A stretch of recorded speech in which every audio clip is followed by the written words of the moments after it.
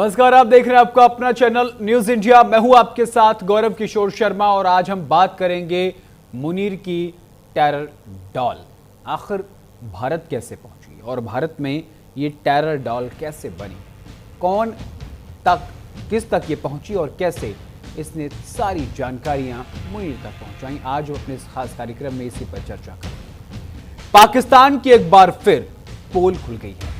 इस बार भारत के हाथ ऐसे गवाह लगे हैं जिन्होंने सीधे पाकिस्तान के सेना चीफ आसिम मुनीर का नाम लिया है। इतना ही नहीं, जांच एजेंसियों को भारत के खिलाफ गहरी साजिश के सबूत भी मिले हैं। बीते दिनों बेंगलुरु से हाथ लगी शमा परवीन ने एटीएस के सामने पाकिस्तान की पूरी साजिश का पर्दाफाश कर दिया। इन खुलासों के बाद पाकिस्तान अब पाक नहीं बल्कि हकीकत में नापाक हो गया है। रिपोर्ट देखिए।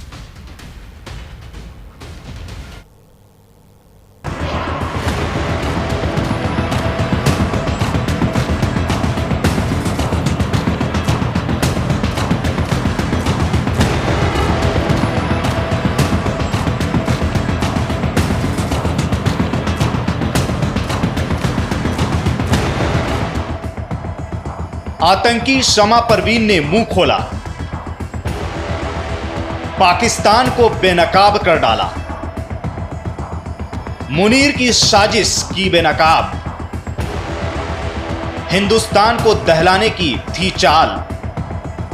30 जुलाई को बेंगलुरु से पकड़ी गई अलकायदा की आतंकी शमा परवीन ने एटीएस की पूछताछ में जो खुलासे किए हैं, उसने इस खुलासे से भारत के उन दावों पर पक्की मुहर लगा दी है जिसमें भारत ने कहा था कि पाकिस्तान आतंकियों के साथ मिला हुआ है। वहां की सेना आतंकियों के साथ मिलकर भारत में दहशत फैलाने की साजिश रच रही है। इस बार भारत को शमा परवीन के रूप में गवाह भी मिल गया है। इसने साफ साफ शब्दों में बताया है कि वही भारत में ऑनलाइन टेरर मॉड्यूल को ऑपरेट कर रही थी। इसके साथ ही वो पाकिस्तान के असीम मुनीर को भी ऑपरेशन सिंदूर के दौरान बता रही थी कि मुनीर को कब भारत पर हमला करना है और कैसे करना है। गुजरात एटीएस को आतंकी शमा परवीन अंसारी के इंस्टाग्राम अकाउंट से कई ऐसे मैसेजेस मिले हैं जो बता रहे हैं कि वो किस तरह मुनीर को जानकारी दे रही थी।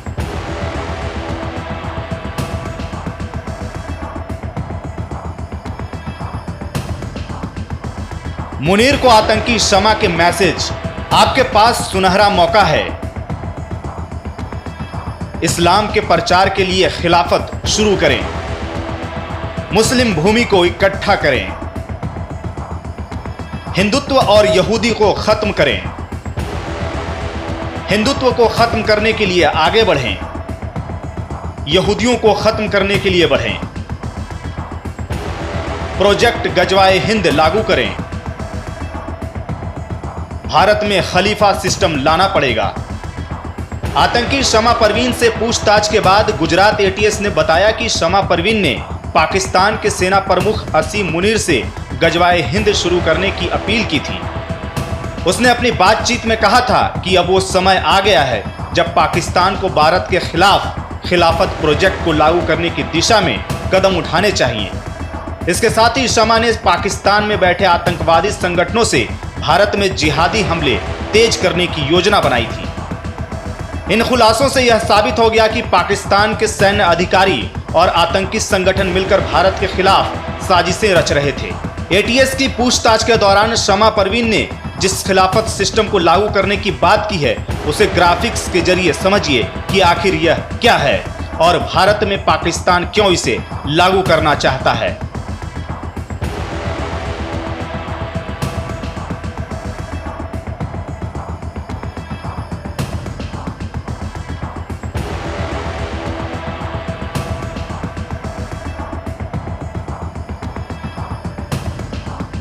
खलीफा सिस्टम क्या है? खलीफा का अर्थ प्रतिनिधि या उत्तराधिकारी है। इस्लामी इतिहास का एक महत्वपूर्ण और विवादास्पद पहलू है। यह एक राजनीतिक और धार्मिक व्यवस्था है जो इस्लामिक शासन के तहत स्थापित की गई थी। यह सिस्टम उस समय लागू हुआ जब पैगंबर मोहम्मद की मृत्यु के बाद उनके उत्तराधिकारी को चुना जाता था। खलीफा मुसलमानों का धार्मिक मार्गदर्शक होता था, शरिया कानून का पालन कराने वाला भी होता था। खलीफा का मुख्य कार्य इस्लाम के सिद्धांतों का पालन कराना और मुस्लिम समुदाय को एकजुट रखना। 1924 में तुर्की के राष्ट्रपति मुस्तफा केमल ने खलीफा प्रणाली को समाप्त कर दिया। आजकल कुछ कट्टरपंथी और जिहादी समूह जैसे ISIS ने खलीफा सिस्टम को फिर से लागू करने का दावा किया है। गुजरात ATS की पूछताछ में शमा ने इसी खलीफा सिस्टम का जिक्र किया है। इसे साफ साफ शब्दों में समझें तो पाकिस्तान चाहता है कि पूरी दुनिया पर सिर्फ मुसलमानों का कब्जा हो। हालांकि भारत में धर्मांतरण जैसे साजिश के पीछे पाकिस्तान का हाथ होना इसी बात की ओर इशारा करता है कि वो हिंदुओं का सबसे बड़ा दुश्मन है। पाकिस्तान नहीं चाहता है कि धरती पर एक भी हिंदू रहे। बीते कुछ सालों से पाकिस्तान इसी कोशिश में जुटा हुआ है।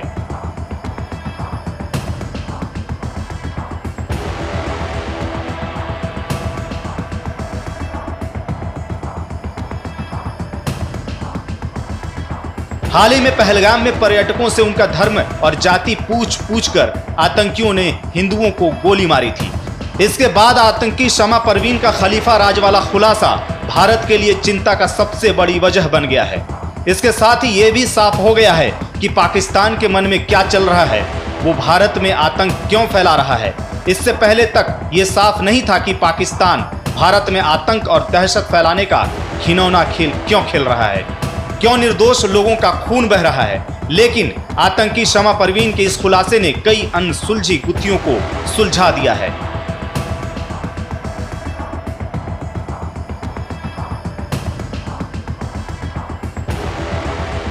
ये चेतावनी उन लोगों के लिए भी है जो लोग भारत में शांति से रहना चाहते हैं और आपसी भाईचारे को बनाकर रखना चाहते हैं, लेकिन आतंकियों को पनाह देकर हिंदुस्तान की धरती पर खून की होली खेलने का मौका देते हैं। सच बात यह है कि अगर हिंदुस्तान के लोग मजहब के नाम पर आतंकियों को पनाह देना बंद कर दें तो हिंदुस्तान से आतंकियों का सफाया एक झटके में हो जाए, लेकिन ऐसा हो नहीं रहा है। तभी मुट्ठी भर आतंकी हिंदुस्तान की शांति और अमन को खत्म करने का दम भर रहे हैं।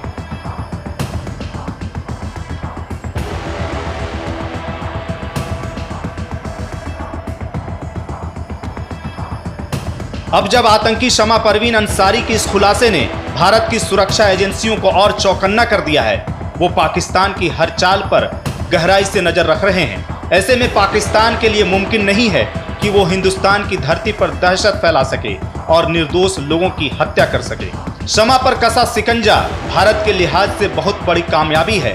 अंतर्राष्ट्रीय मंच पर पाकिस्तान को बेनकाब करने में मील का पत्थर साबित होगी।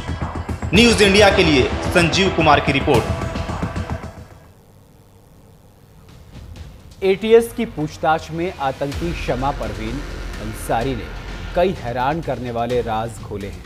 इन खुलासों ने पाकिस्तान की एक बार फिर से पोल खोलकर रख दी है। गुजरात ATS की माने तो शमा परवीन ने मुनीर को जानकारी दी थी कि पाकिस्तान को भारत पर कब हमला करना है। शमा ने ये पूरी प्लानिंग ऑपरेशन सिंदूर के दौरान की थी।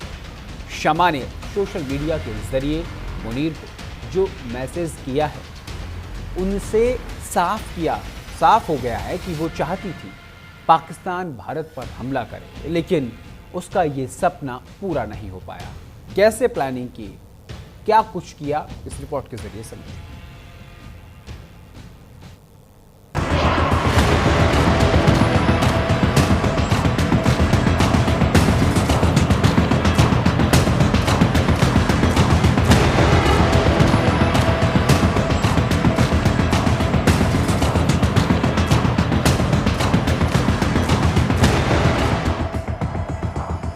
पाकिस्तान फिर हुआ बेनकाब।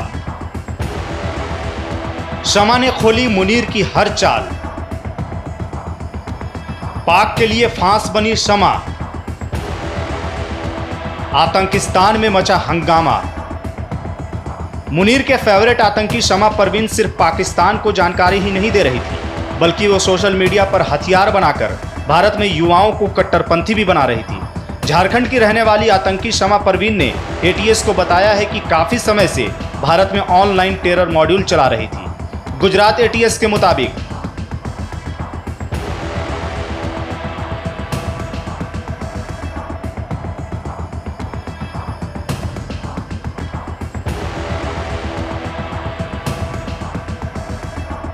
आतंकी शमा की साजिश के खुलासे, AQIS और अन्य कुछ कट्टरपंथी प्रचारकों की भड़काऊ और भारत विरोधी सामग्री साझा करने के लिए 2 फेसबुक पेज और 1 इंस्टाग्राम हैंडल चलाती थी।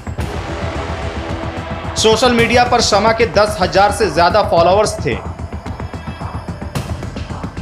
आतंकी शमा ने सोशल मीडिया पर लाहौर की लाल मस्जिद के इमाम अब्दुल अजीज का एक बयान भी शेयर किया था, जिसमें उसने भारत में इस्लामी शासन के लिए सशस्त्र क्रांति और जिहाद की बात कही थी।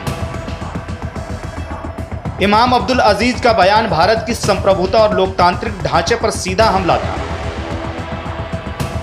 शमा ने आसिम मुनीर के हिंसक भाषण भी शेयर किए थे। मुनीर के गजवाए हिंद के तहत भारत में हिंदू समुदाय और जनहित संस्थानों को निशाना बनाने का ऐलान किया था। आतंकी शमा परवीन पाकिस्तानी जनरल आसिम मुनीर के एजेंडे को भारत में बढ़ा रही थी। शमा परवीन ऑपरेशन सिंदूर के दौरान सोशल मीडिया पर लगातार भारत के खिलाफ जहर फैला रही थी।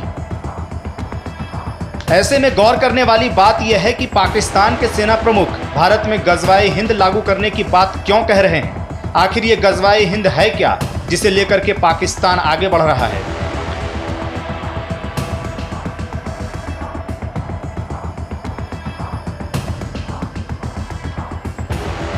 गजवाए हिंद के पीछे पाक का मकसद, गजवा का मतलब इस्लाम को फैलाने के लिए की जाने वाली जंग है। युद्ध में शामिल इस्लामिक लड़ाकों को गाजी कहा जाता है। पाकिस्तान का मकसद भारत में इस्लामिक सरकार स्थापित करना, भारतीय उपमहाद्वीप में रहने वाले लोगों को मुस्लिम बनाना, जंग में भारत को हराकर इस्लामीकरण करना। गुजरात ATS की पूछताछ में शमा परवीन ने पाकिस्तान के सेना प्रमुख आसिम मुनीर के गजवाए हिंद वाले बयान पर अपनी पूरी सहमति जताई है। इस खुलासे से यह साफ हो गया है कि शमा परवीन के मन में हिंदुस्तान के लिए सिर्फ नफरत थी। उसने भारत का अन्न खाया, लेकिन दिल में पाकिस्तान के लिए श्रद्धा और उसकी विस्तारवादी नीतियों का समर्थन किया। पाकिस्तान के खतरनाक इरादों को वह खुद बढ़ावा दे रही थी। यह उसकी मानसिकता को दिखाता है कि उसने अपने देश की सुरक्षा और भलाई की बजाय पाकिस्तान की जिहादी सोच को आगे बढ़ाने का काम किया। शमा का यह रुख यह साबित करता है कि उसका दिमाग पूरी तरह से आतंकवादी विचारधारा से प्रेरित था। ऑपरेशन सिंदूर के दौरान शमा मुनीर से भारत पर हमला करने की अपील कर रही थी।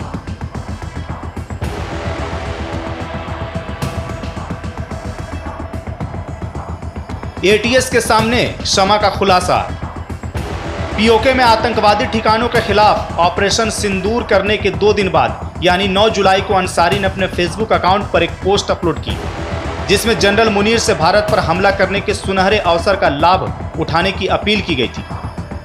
ATS की माने तो आतंकी शमा परवीन अंसारी ने अपने इंस्टाग्राम अकाउंट पर एक वीडियो शेयर किया है, जिसमें एक धर्मगुरु को भारतीय मुसलमानों की ओर से सेना को समर्थन देने और पहलगाम आतंकी हमले की निंदा करने की आलोचना की थी। शमा ने ऐसे कई वीडियो अपने सोशल मीडिया पर शेयर किए थे, जिनमें वह हिंदुस्तान के लिए सिर्फ नफरत ही नफरत भरती थी। भारत के लिए शमा का पकड़े जाना बड़ी उपलब्धि है, साथ ही पाकिस्तान के लिए गहरी चोट है।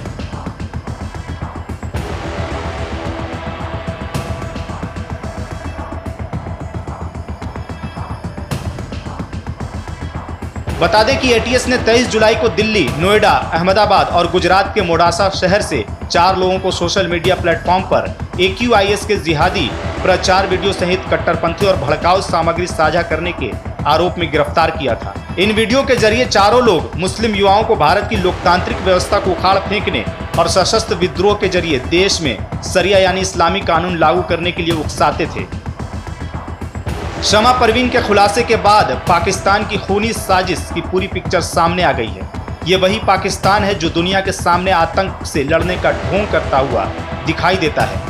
लेकिन सच ये है कि कर्ज के पैसों से पाकिस्तान आतंकियों को पालता है, आतंकी गतिविधियों को बढ़ावा देता है। ऐसे में भारत ने ऑपरेशन सिंदूर कर पाकिस्तान समर्थित आतंकियों को खाक में मिलाने की मुहिम छेड़ दी है। इसके साथ ही पाकिस्तान को भी मैसेज दिया है कि अगर बॉर्डर पार से आतंक नहीं रुका तो पाकिस्तान के दिन लदने में देर नहीं लगेगी। न्यूज़ इंडिया के लिए संजीव कुमार की रिपोर्ट।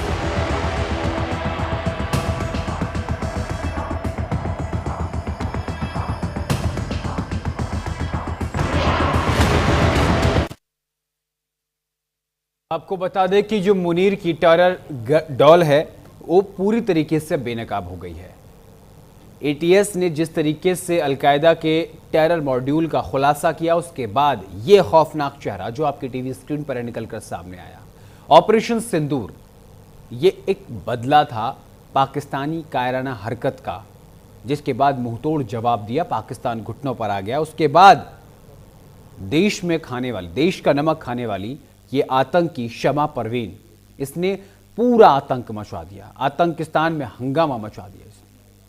ये सीधा आसिफ मुनीर के संपर्क में थी, लगातार भारत से एक एक खुफिया जानकारी आसिफ मुनीर तक पहुंचा रही थी। लेकिन अब इसका आतंकी मॉड्यूल बेनकाब हो गया पूरी तरीके से और इसको गुजरात एटीएस ने गिरफ्तार कर लिया।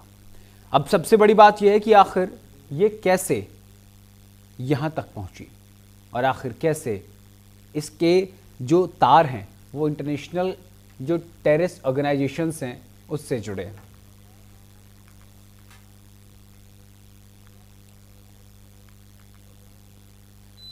और चलिए अब रुक करेंगे कुछ और बड़ी खबरों का। फरीदाबाद की सड़कों पर दौड़ती मौत ने एक बार फिर इंसानियत को टक्कर